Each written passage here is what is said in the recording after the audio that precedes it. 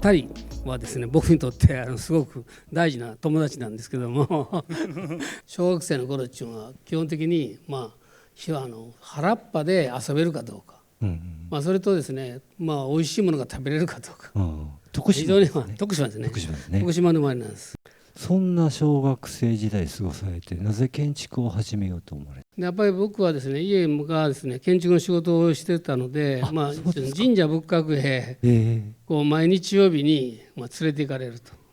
お家はあれですか、工務店ですか？工務店とね、設計事務所とそうですか。でそれで両方やっていたので、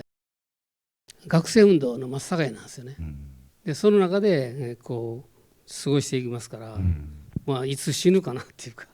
ぐらい思ったぐらいですねなるほど。学生時代っていうのはですね、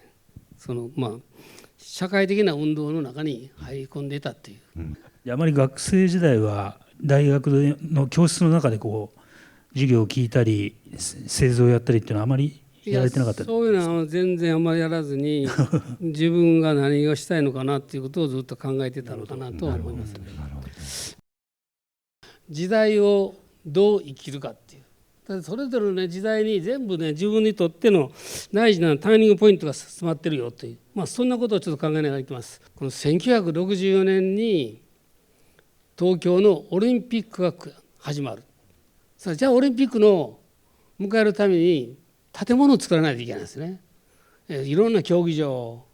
で、この時に丹下健三という人がこの代々木競技場を作る。この作り方がですね、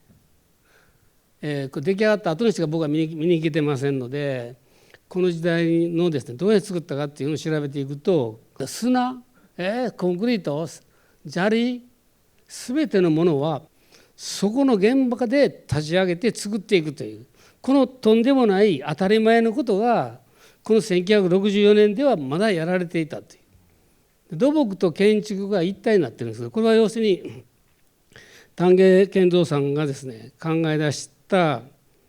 日本の柱をですね立てて、そこにワイヤーで吊ってるわけですね。ということは吊り構造なんですよね。これはもう圧倒的に美しい、この建築の現場が見えるということね。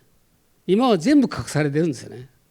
全てのものが。でそういうことを考えた時に、これってどういう具合にしながら建築を作り出してきたのだろうか。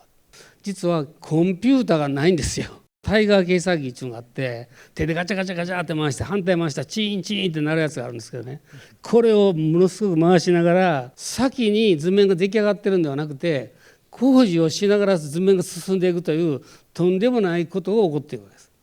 で私の一番の大事なですね、中之島が今なぜ残っているのか。ちょうど中之島のですね1971年に大阪市がここに超高層を建てる、全てのこの古い建築を潰して新しく建て直すというこの計画が出たわけです。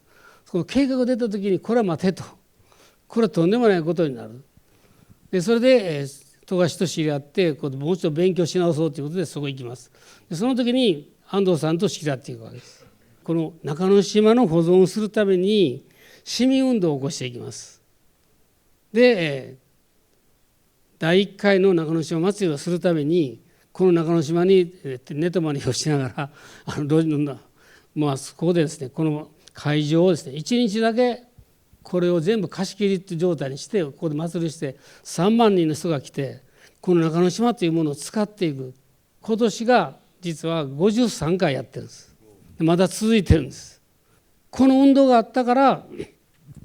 中之島は残ったんです。これ実はね、1986年にですね、ギャザーズ構想ということで梅田のですね貨物跡地がですね超高層、これが貨物の跡地を全部払い下げて国鉄が払い下げられる。でそれでですね、そこに超高層が建つということで、これはいけないということで、またこの時もですね丘を作って、ここ全部公園にする。でこれが実現してきたんですよ、50年後に。建築っていうのはそういう戦いをすることがある。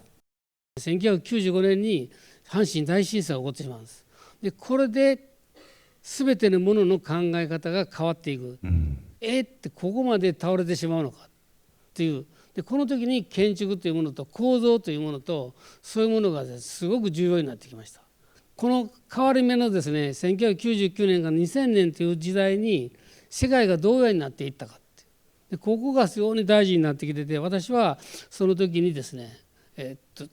これ和歌山の方のですね海椿葉山という旅館を作るんですけども、これ全てがですね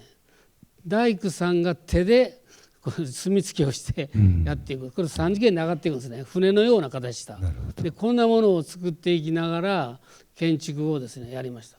でこの住宅の話ですね、100平米というですね敷地にいかに建築が作ることができるか、これ広葉樹なんです。で広葉樹の木を柱をですね使った時に1本の木は大体4人ぐらいでないと持てないんです。これをですね削るっていうことは並大抵のものじゃないんです。でこれを削っていって、そして RC で作ったですね上にこの木のものを乗せかけていくんですけども、1日で柱が1本しか立たないぐらい硬いんですね。全てが違うで違うものが集まってくるっていう時にここに、これからずっと後で作っていく障害者の人たちの家、それから幼稚園保育所、そういうものに作る時にですねものとものがですね違うものがあるのが当たり前やないかという生き方があるよっていう。でこの建築っていうか、これは白井誠一とか篠原和夫がずっと言ってる建築のですねものの時間の軸の中で捉えたか、あなたたちはそういうことに対して何か考えを出したかっていう問いかけられていくやつに対しての答えを出していくという、そういうことを考えた時に未完の家っていうか完成はしないんだって、その未完の中に自分の魂を入れ込んでいって住まいをつぎ込んでいくという、こんなことができるぐらいの力強い家をできたら作れないかなっていう、そんなことを考えていくんですね。でそれを考えた時に最終的には住まいが自分にとっての一番の原点になるのではないかっていう、こんなことを考えられました。現代はそのプレカットとかその既製品でどんどん均質化が進んでいると思うんですけど、そういう中でその若い建築家を目指す方や若い建築家が素材や職人さんにどのように向き合っていけばいいのかお教えいただけると。今何年生ですか？今1年生です。職人さんとね向かい合うって怖いでしょ。だからねほとんどの人がね職人さんとよう話してないんですよね。だからみんなですね今メールで話していくんですね。だから今の時代のその中で一つはね図面なんですよ。一つ手で図面を描いてくれてパッとこんなんしたいんですけどねってで添え書きはできたら自分の手で描いたやつでそこに図面に添え書きを入れる。で先ほど言った都市住宅の表紙を写すというね、それから平面図を写す、あらゆるものを写していく練習をしていけばパッと描けるようになると思うので、それができたらもうちょっと会話ができるんではないかなと思うんですね。ちょっと最後にちょっと武田さんにとって建築って何ですか？そうですね、建築っていうのは今言った、いつもねおおらかにね、それと粘りがいるんですよ。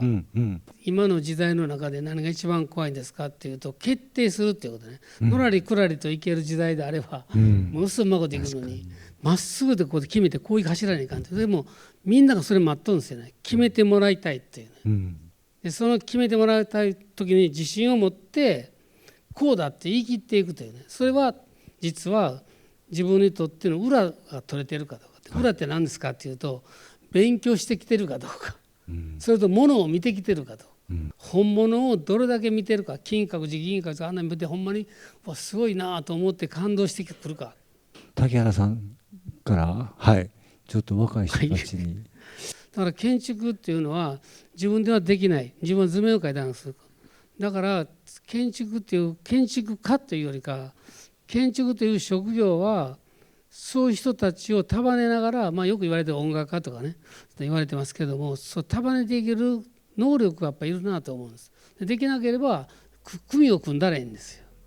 自分だけじゃなくて3人とかいろいろ組んでやればいいわけです。で誰かといつも話をしながら結論を出していける。じゃあ何も一人がなんか優秀でなかったもね、他の人が優秀だったらうまくいくかもわからない。はい、それでは竹原先生、本日はありがとうございました。ありがとうございました。皆様大きな拍手をお願いいたします。ありがとうございます。